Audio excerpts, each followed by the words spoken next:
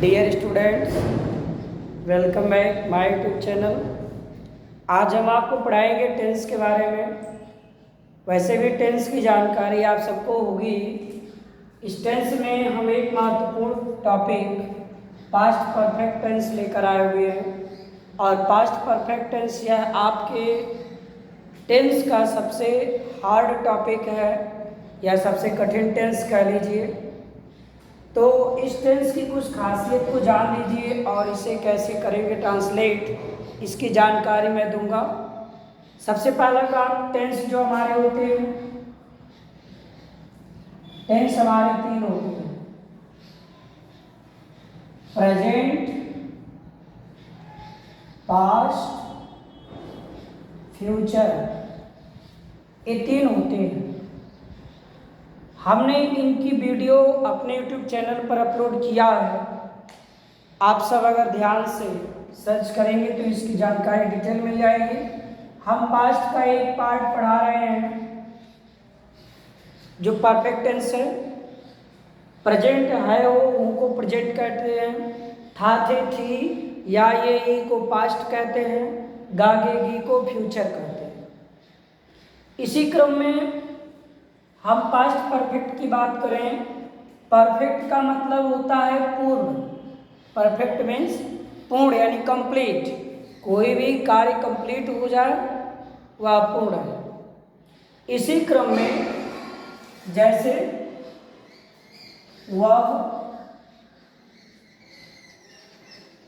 पाठ याद कर चुका था।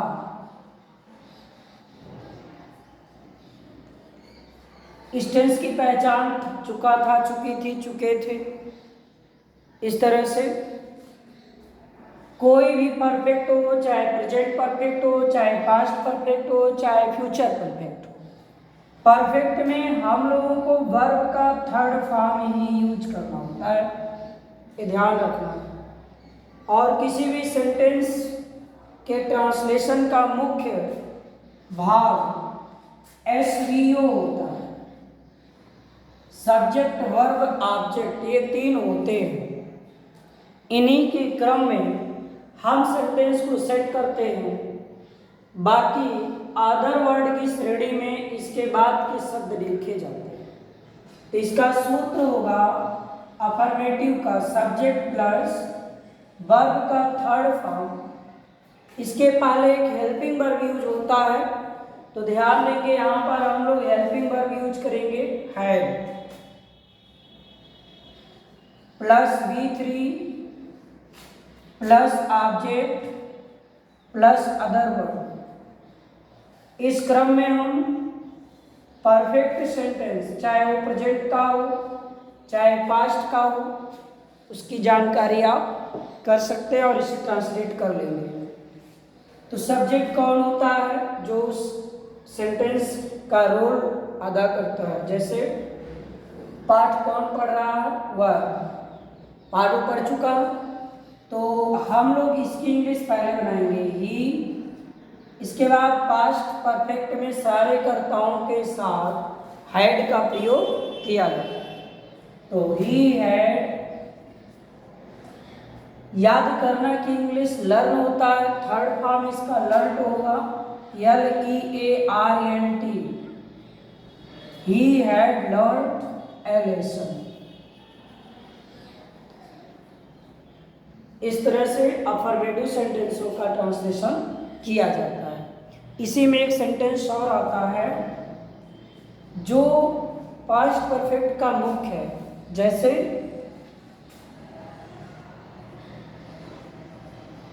मेरे आने से पहले वह खाना खा चुका था। इस सेंटेंस में दो घटनाएं घटित हो रही हैं।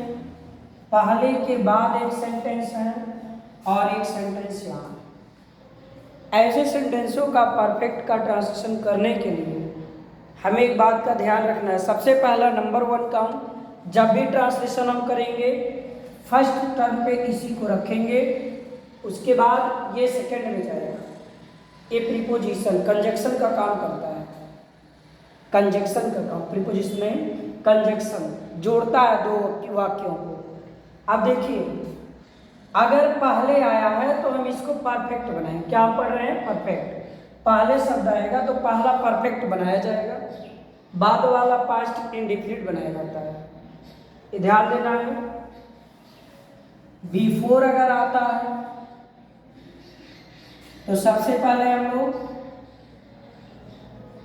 पास्ट परफेक्ट के नियम से ट्रांसलेट करेंगे, इसके बाद वाला पास्ट इंडेफिनिट के रूल से। तो आपको पता है यह किस हिसाब से होगा? इस हिसाब से, और ये सब्जेक्ट प्लस B2 से होगा।